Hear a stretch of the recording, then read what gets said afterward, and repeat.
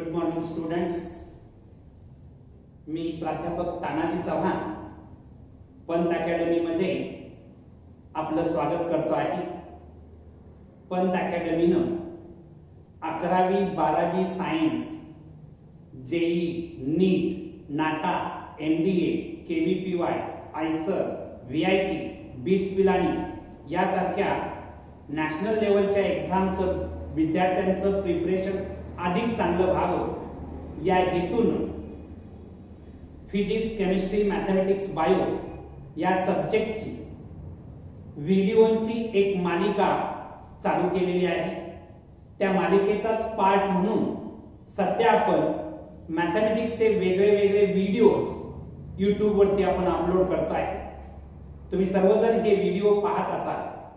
तुम्हाला हे व्हिडिओ जर आवडत असतील तर तुम्ही त्याला लाईक करा, शेअर करा, सबस्क्राइब करा.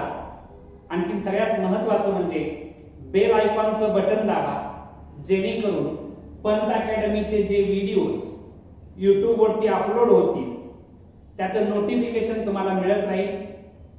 तुम्ही जेव्हा व्हिडिओ शेअर करताय तेव्हा या महाराष्ट्रातील मॅक्झिमम विद्यार्थ्यांच्यापर्यंत हे व्हिडिओ पोहोचणार आहेत. फ्री एज्युकेशन हा या YouTube चॅनलचा आपला हेतू आहे. काल आपण मॅथमॅटिकल लॉजिक या टॉपिक मध्ये एक्सरसाइज 1.3 चा अभ्यास करत होतो. काल क्वेश्चन 2 मध्ये write the duals of each of the following हा क्वेश्चन बघत होतो. लास्टचे सेकंड मधले लास्टचे 4 क्वेश्चन मी तुम्हाला सेल्फ प्रॅक्टिस करायला सांगितलं होतं. ते तुम्ही केलं असेल. त्याचा आन्सर नेमकं काय येतं ते आपण आता बघणार आहोत. क्वेश्चन नंबर 7 काय आहे बघा. सेकंड मधला क्वेश्चन नंबर 7.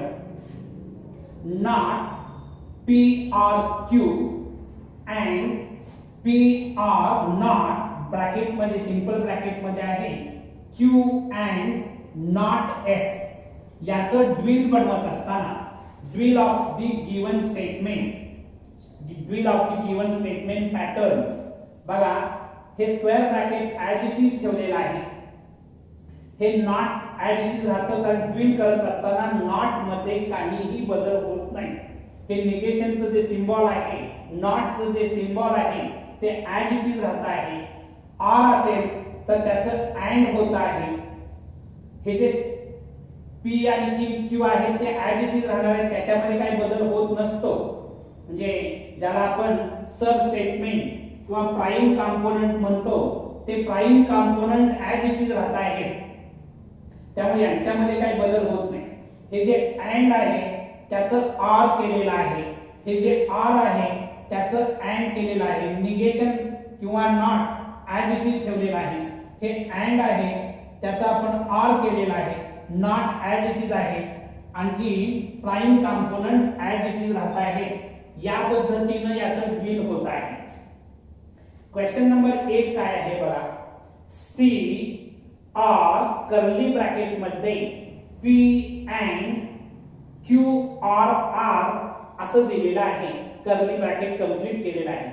याचा आपल्याला ड्विल बनवत असताना या स्टेटमेंट पॅटर्नचं ड्विल बनवत असताना इथं सगळ्यात महत्त्वाची गोष्ट सी दिलेला आहे म्हणजे कॉन्ट्राडिक्शन आहे.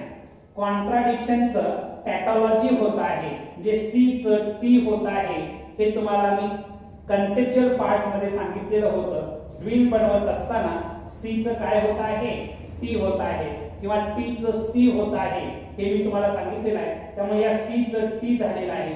ऑर च अँड झालेलं आहे. कर्ली ब्रॅकेट सगळं as it is P as it is राहणार आहे. हे अँड आहे त्याचं ऑर झालेलं आहे. हे ऑर आहे त्याचं अँड झालेलं आहे. एवढेच बदल ड्विल करताना होणार आहेत. तुम्ही हे क्वेश्चन सोडवलेले असतील. ज्यांनी सोडवलेले नसतील त्यांनी ते लिहून घ्या. राईट.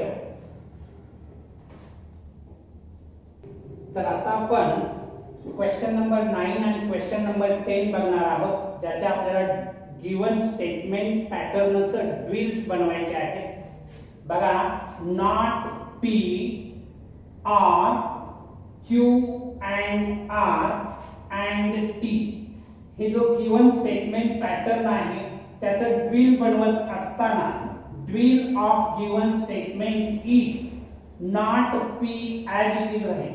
हे आर आहे त्याचं अँड होईल, ब्रॅकेट ॲज इट इज राहील, क्यू ॲज इट इज राहील. हे अँड आहे त्याचं इथं आर होणार आहे, आणखी इथं अँड आहे त्याचं आर होणार आहे, आणि हे जे टी आहे त्या टीचं काय होणार आहे, सी होणार आहे. असा बदल होईल ड्यूल बनवत असताना. त्याच्यानंतर लास्ट क्वेश्चन जो आहे सेकंड मधला तो काय आहे बघा, P or Q or C याचं ड्यूल बनवत असताना dual of given statement is बघा, पी आर क्यू आहे त्याचं पी अँड क्यू होणार, हे जे आर आहे त्याचं अँड होणार, आणि हे जे सी आहे त्याचं टी होणार आहे.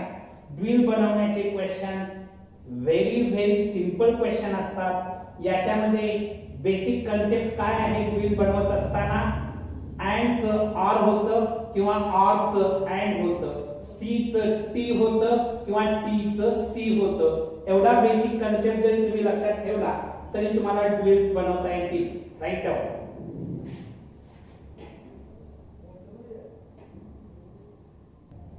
आता आपल्याला क्वेश्चन नंबर 3 बघायचा आहे.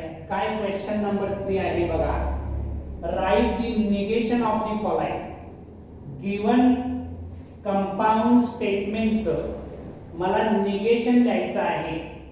गिवन कंपाऊंड स्टेटमेंट काय आहे बघा, x + 8 greater than 11 or y - 3 is equal to 6.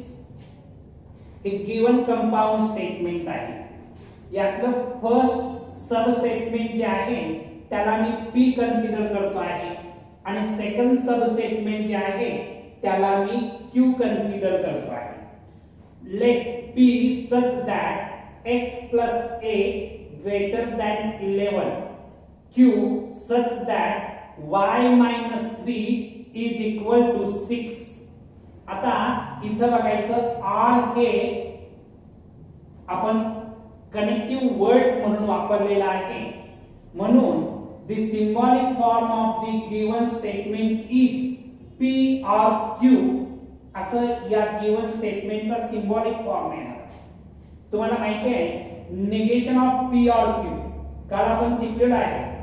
Negation of disjunction कसं करतात हे काल बघितलेलं आहे. Negation of p or q is negation p and या r चं काय होतं अँड निगेशन q किंवा not p and not q असं याचं निगेशन होत आहे. मग हे जे याच्यावरून तुम्ही negation of the given statement कसं लिहू शकताय बघा, याचं नॉट करायचं आहे. x + 8 ग्रेटर दॅन 11 आहे, त्याचं निगेशन करत असताना नॉट बनवत असताना x + 8 ग्रेटर दॅन आहे त्याचं लेस दॅन इक्वल होणार आहे, लेस दॅन इक्वल 11 अँड हे बघा p च्या नॉट q करणार आहे. नॉट q म्हणजे याचं नॉट करणार आहे, म्हणजे y - 3 इज इक्वल टू 6 आहे, त्याचं मला y - 3 is not equal to 6 असं त्याचं नॉट होणार आहे. म्हणजे गिवन स्टेटमेंटचं निगेशन आपल्याला हे मिळणार आहे x + 8 less than equal 11 and y - 3 is not equal to 6. Write down.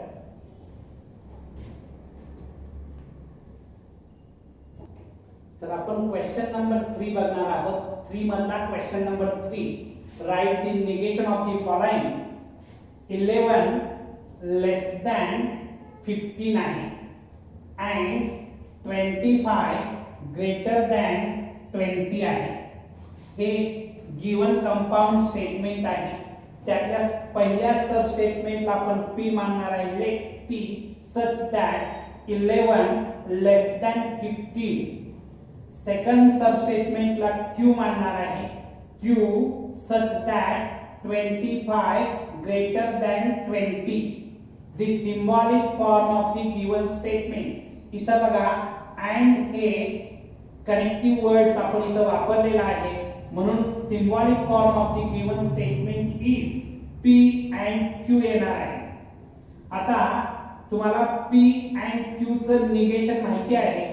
Since negation of P and Q काय होत आहे, not P or not Q. हे जे अँड आहे त्याचं ऑर होतं आणि ही बोथ सब स्टेटमेंट जे आहे त्याचं नॉट होतं. म्हणजे not P or not Q असं याचं निगेशन होणार आहे. याच्यावरून आपण the negation of the given statement is not P म्हणजे याचं आपल्याला नॉट बनवायचं आहे. 11 लेस दॅन 15 आहे, त्याचं काय होणार, 11 ग्रेटर दॅन इक्वल 15 होणार. हे आर आहे म्हणून इथं आर लिहिलं आणि 25 ग्रेटर दॅन 20 आहे, त्याचं नॉट जोडत असताना त्याचं निगेशन बनवत असताना 25 लेस दॅन इक्वल 20 होणार. म्हणजे negation of the given statement 11 greater than equal 15 or 25 less than equal 20 असं त्याचं निगेशन होणार आहे. राईट.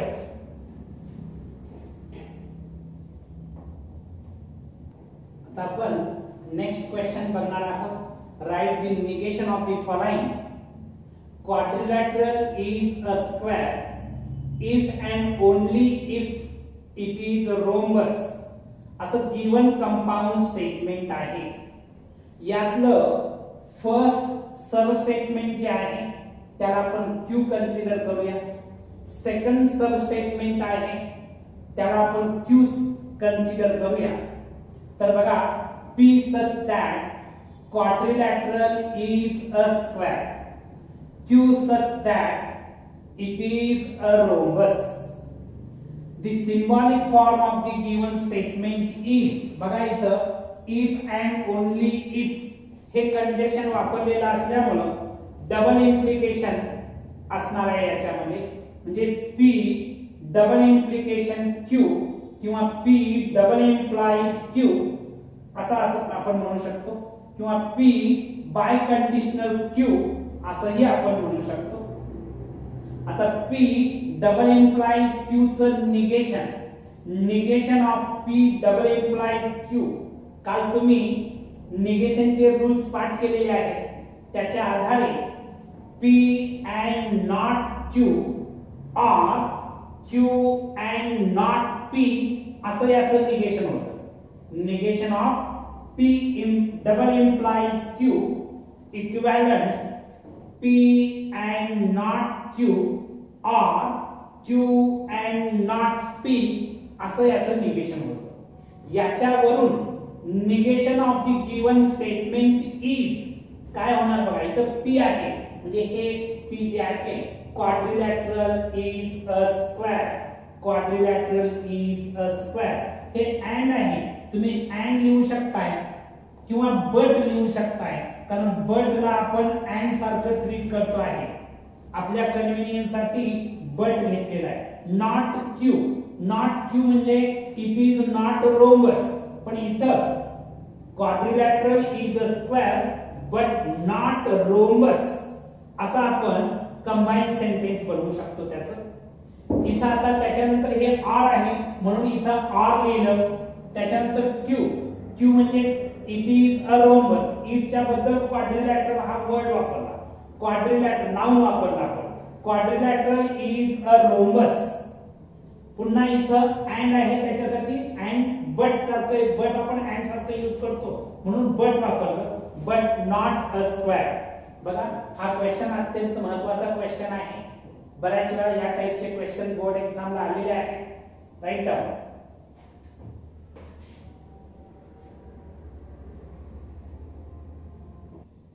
तर बघा, नेक्स्ट क्वेश्चन आपण बघणार आहोत. Write the negation of the following मधला. It is cold and raining. याच्यातलं इट इज कोल्ड हे सब स्टेटमेंट आहे, पहिलं sub statement. It is raining हे सेकंड सब स्टेटमेंट असणार आहे. फर्स्ट सब स्टेटमेंटला आपण P कन्सिडर करतो आहे.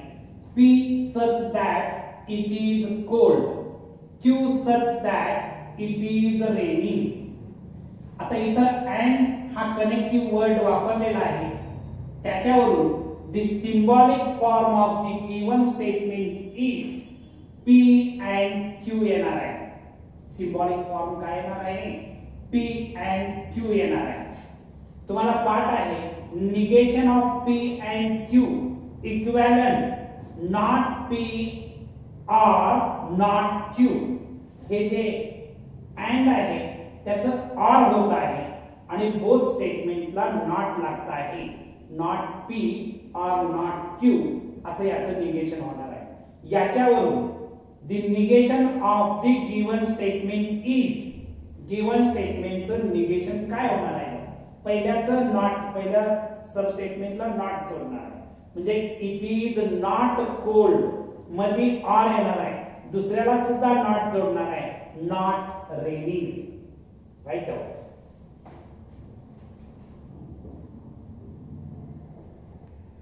तर आपण नेक्स्ट क्वेश्चन बघणार आहोत. Write the negation of the following मध्ये. If it is raining then we will go and play football असं गिवन स्टेटमेंट आहे. हे गिवन स्टेटमेंट चा आपल्याला निगेशन बनवायचं आहे. आता पहिल्यात इट इज रेनिंग हे पहिलं सब स्टेटमेंट आहे. आणखी we will go and play football हे सेकंड सब स्टेटमेंट आहे. इफ आणखी देन या कनेक्टिव्हिटीनं ही दोन स्टेटमेंट कंबाईन करून कंपाऊंड स्टेटमेंट मिळवलेलं आहे. तर याच्यामध्ये फर्स्ट सब स्टेटमेंट आपण P कन्सिडर करतो आणि सेकंड सब स्टेटमेंट आपण Q कन्सिडर करतो आहे. Let P such that it is raining, Q such that we will go and play football. आता सिम्बॉलिक फॉर्म इफ देन असल्यामुळे इम्प्लिकेशन येणार आहे. The symbolic form of the given statement is P implies Q येणार आहे. Symbolic form काय येणार आहे? P implies Q येणार आहे. तुम्हाला माहिती आहे negation of P implies Q, P and not Q असं त्याचं निगेशन होत आहे. Negation of P implies Q equivalent P and not Q. याच्यावरून गिवन स्टेटमेंटचं निगेशन आपल्याला लिहिता येईल. The negation of the given statement काय होणार बघा? P as it is म्हणजे इट इज रेनिंग हे अँड म्हणून अँड लिहिलं आणि सेकंड सब स्टेटमेंटचं नॉट करायचं आहे म्हणजे we will go and play फुटबॉलला नॉट प्रॉपर प्लेसला इन्सर्ट करायचं आहे. We won't go and play football असं होणार आहे. Right down.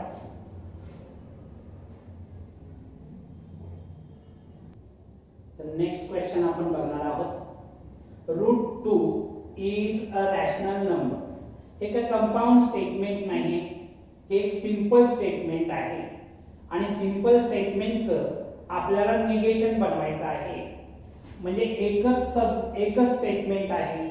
कंपाऊंड स्टेटमेंट मध्ये दोन सब स्टेटमेंट कंबाईन केलेले असतात लॉजिकल कनेक्टिव्हिटी वापरून. इथं काय लॉजिकल कनेक्टिव्हिटी वगैरे काही नाही म्हणजे हे एक सिंपल स्टेटमेंट आहे. √2 is a rational number. Let P such that √2 is a rational number. The negation of the given statement.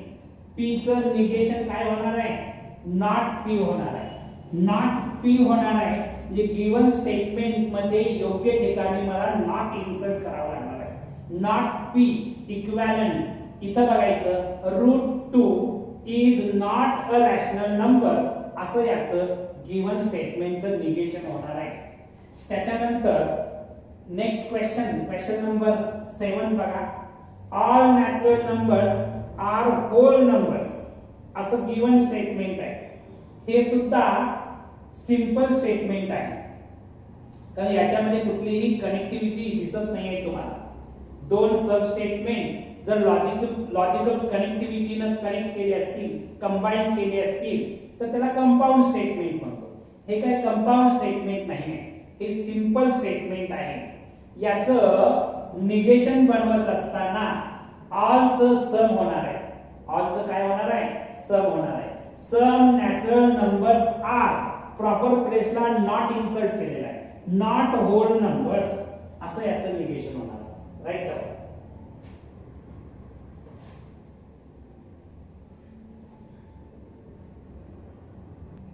आता आपण क्वेश्चन नंबर 8 आणखी 9 चं निगेशन बनवणार आहोत. For all n belongs to n, n square plus n plus 2 is divisible by 4 असा given question आहे. याचं negation करायचं आहे. मी तुम्हाला हे जे स्टेटमेंट आहे हे क्वांटिफाईड स्टेटमेंट आहे आणि याच्यामध्ये युनिव्हर्सल क्वांटिफायर आहे. युनिव्हर्सल क्वांटिफायर्स म्हणजे फॉर ऑल n च देयर एक्झिस्ट n म्हणजे युनिव्हर्सल क्वांटिफायरचं एक्झिस्टन्शियल क्वांटिफायर मध्ये निगेशन करताना कन्वर्शन होतं. फॉर ऑल n च there exist n belongs to n होणार आहे, comma n square plus n plus 2 is not divisible by 4. Proper प्लेसला नॉट इन्सर्ट केलेला आहे. लक्षात ठेवा, क्वांटिफाईड स्टेटमेंटचं निगेशन करताना काय काळजी घ्यायची आहे, प्रॉपर प्लेसला तुम्ही नॉट इन्सर्ट करता आहात, पण त्याचबरोबर युनिव्हर्सल क्वांटिफायरचं एक्झिस्टन्शियल क्वांटिफायर मध्ये कन्वर्शन करायचं. सेकंड एक्झाम्पल बघा. There exist x belongs to n such that x minus 17 less than 20 असं दिलेलं एक्झाम्पल आहे. आता याचं मला निगेशन बनवायचं आहे. निगेशन करत असताना देयर एक्झिस्ट x काय होणार फॉर ऑल x होणार. म्हणजे एक्झिस्टन्शियल क्वांटिफायर्स जो वापरलेला आहे त्याच्याऐवजी युनिव्हर्सल क्वांटिफायर वापरावा लागेल. बघा, for all x belongs to n such that existential quantifier असताना such that वापरतात. आणखी बघा, एक्झिस्टन्शियल क्वांटिफायर असताना such that आणि युनिव्हर्सल क्वांटिफायर असताना कॉमा लिहायचा. हे डिफरन्स लक्षात ठेवा. x minus 17 हे जे लेस दॅन होतं त्याचं ग्रेटर दॅन इक्वल 20 असं कन्वर्शन झालेलं आहे. Write out.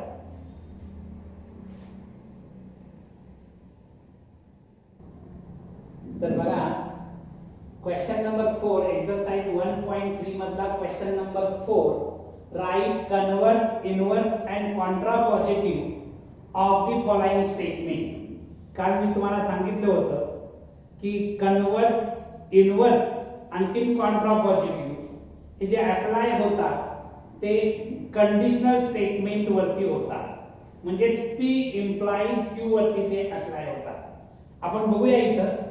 बघा, गिवन स्टेटमेंट काय आहे त्याचा आपल्याला कन्वर्स, इनवर्स आणखी कॉन्ट्रापॉझिटिव्ह लिहायचं आहे. If x less than y then x square less than y square. x y belongs to r. x आणि y रियल नंबर आहे अशी इन्फॉर्मेशन दिलेली आहे. यातलं पहिलं सब स्टेटमेंट आहे त्याला P, दुसरं सब स्टेटमेंट आहे त्याला Q. Let P such that x less than y, Q such that x square less than y square. आता इथं बघायचं, if आणखी then हे कनेक्टिव्ह वापरलेलं आहे, लॉजिकल कनेक्टिव्ह वापरलेलं आहे म्हणजे इम्प्लिकेशन आहे. The symbolic form of the given statement is P implies Q असं होणार आहे. P implies Q. आता तुम्ही काल पाठ केलेला आहे converse of P implies Q. काय येतं? Q implies P येतं. Converse of P implies Q काय येतो? Q implies P येतो. P आणि Q च्या जागा बदलतात, अल्टर होतात. आता इफ, आता इथं याचं x square less than y square then x less than y, x, y belongs to r असं याचं कन्वर्स होणार आहे. इनवर्स करत असताना inverse of P implies Q not P implies not Q असं इनवर्स होतं. याच्यावरून हे जे गिवन स्टेटमेंट आहे त्याचे इनवर्स लिहित असताना बघा पहिला तर नॉट पी म्हणजे पहिल्याचं नॉट करणार if x less than y आहे त्याचं काय होणार x greater than equal y होणार कारण लेस नॉट करत असताना लेस दॅनचा आपण काय करतो ग्रेटर दॅन इक्वल करतो x greater than equal y then हे इम्प्लिकेशन असल्यामुळे इफ देन वापरलेलं आहे ते नॉट q म्हणजे याचं q करणार नॉट करणार आहे या q चं म्हणजे x2 greater than equal y2 येणार x2 greater than equal y2 bracket मध्ये x, y belongs to r आणखी कॉन्ट्रा पॉझिटिव्ह करत असताना contrapositive of p implies q is not q implies not p contrapositive of p implies q is not q implies not p बघा हे कसं होणार आहे if x2 greater than equal y2 then x greater than equal y x, y belongs to r या पद्धतीनं त्याचे converse inverse आणि Contra positive हे कन्सेप्ट तुम्ही लक्षात ठेवा या टाइपचे क्वेश्चन सातत्याने बोर्डला विचारले जातील राईट डाऊन तर क्वेश्चन नंबर 4 मधला सेकंड क्वेश्चन आपण बघणार आहोत क्वेश्चन 4 मध्ये आपण गिवन स्टेटमेंटचं कन्वर्स इनवर्स आणि कॉन्ट्रा पॉझिटिव्ह बनवत आहोत या ठिकाणी गिवन स्टेटमेंट काय आहे बघा a family becomes literate if the woman in it is literate असं गिवन स्टेटमेंट आहे हे जे गिवन स्टेटमेंट आहे ते मी प्रॉपर फॉर्मॅट मध्ये लिहितो आहे कारण हे प्रॉपर फॉर्मॅट मध्ये नसल्यामुळे मी हे पुन्हा कसं लिहू शकतो बघा the given statement can be written as हे गिवन स्टेटमेंट आहे ते मी कसं लिहू शकतो बघा if the woman in the family is literate then it becomes literate असं प्रॉपर फॉर्मॅट मध्ये आपण लिहू शकतो याच्यामधलं फर्स्ट सब स्टेटमेंटला आपण p कन्सिडर करणार आहे सेकंड सब स्टेटमेंटला q कन्सिडर करणार आहे let p such that the woman in the family is literate हे जे पहिलं सब स्टेटमेंट आहे त्याला p कन्सिडर केलं सेकंड ला आपण q कन्सिडर करणार आहे q such that the family becomes literate आता इथं if आणखी then असं कनेक्टिव्ह लॉजिकल कनेक्टिव्ह वापरलेला असल्यामुळे त्याचा symbolic form the symbolic form of the given statement is p implies q आता इथं p implies q मिळालेला आहे सिंबॉलिक फॉर्म आपण आता याचं कन्वर्स इनवर्स आणि कॉन्ट्रा पॉझिटिव्ह बनवणार आहोत मात्र हे आधी नोट डाऊन करा हे पुसून टाकू आणि पुन्हा लिहूया राईट डाऊन तर आपण converse inverse and Contra positive of the given statement बघतो आहोत मगाशी आपण symbolic form of the given statement p implies q मिळवलं त्याच्या पुढचा राहिलेला पार्ट इथं आपण बघतो आहोत converse of p implies q is q implies p येत आहे म्हणजे गिवन स्टेटमेंटच्या आधारे q implies p म्हणजे q आणि p ची जागा बदलणार अल्टर करणार आहे आणि इम्प्लिकेशन जोडणार आहे तर काय होणार आहे बघा if the family becomes literate then the woman in it is literate असं कन्वर्स होणार आहे इनवर्स काय होणार आहे बघा inverse of p implies q is not p implies not q असं इनवर्स होतं तर आता इनवर्स बनवत असताना फर्स्ट सब स्टेटमेंटचं निगेशन सेकंड सब स्टेटमेंटचं निगेशन आणि इम्प्लिकेशन त्यांच्यामध्ये असणार आहे तर काय होणार बघा if the woman in the family is not literate then the family does not become literate असं होणार आणि कॉन्ट्रा पॉझिटिव्ह काय होणार आहे बघा Contra positive of p implies q is not q implies not p बघा p आणि q च्या जागा अल्टर झालेल्या आहेत बदललेल्या आहेत आणि नॉट दोन्हींचं सुद्धा झालेलं आहे इम्प्लिकेशन ऍज इट इज आहे म्हणजे काय होणार बघा if the family does not become literate, then the woman in it is not literate. पहिल्या तुम्ही हे कन्वर्स, इनवर्स आणि कॉन्ट्रापॉझिटिव्ह लिहून घेणार आहात. आज आपण इथं थांबणार आहे. उद्या या एक्सरसाइज 1.3 मधला क्वेश्चन 4 आज आपण बघतोय. त्याचा राहिलेला पार्ट उद्याच्या लेक्चरला बघू. आज आपण इथं थांबू. थँक्यू.